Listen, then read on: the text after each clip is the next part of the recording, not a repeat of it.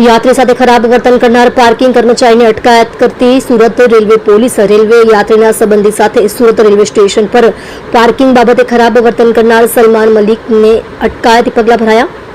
Surat railway station પર પાર્કિંગમાં યાત્રીને મૂકવા આવતા સંબંધી સાથે પાર્કિંગ કોન્ટ્રાક્ટરના માણસો દ્વારા ઉથ્થત વર્તન કરવા બદલ રેલવે પોલીસ પાર્કિંગ કોન્ટ્રાક્ટરના કર્મચારી વિરુદ્ધ કાયદેસરની કાર્યવાહી કરવામાં આવી છે, જેથી કરીને આગામી સમયમાં શરૂ થતા તહેવાર નિમિત્તે અનિચ્છનીય બનાવ નહીં બને તે માટે રેલવે બરોડા એસપી સોની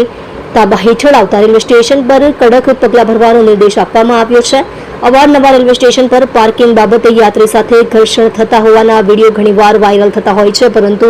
આ વખતે પહેલીવાર બરોડા રેલવે એસપી અભય સોની દ્વારા રેલવે યાત્રીની સુરક્ષાને લઈને ગંભીર પગલાં લેવાનો નિર્દેશ આપવામાં આવ્યો છે। ત્યારે સુરત રેલવે સ્ટેશન પર યાત્રીના સંબંધી સાથે પાર્કિંગ બાબતે ઉથ્થત વર્તન કરનાર પાર્કિંગ કોન્ટ્રાક્ટરના માણસ સાથે થયેલી બોલાચાલીનો વિડીયો વાયરલ થયો હતો। આ બાબતનો વિડીયો બરોડા રેલવે એસપી અભય સોનીને ધ્યાન પર આવતા તેમણે સુરત રેલવે પીઆઈ હિરલ વ્યાસને કડક કાર્યવાહીની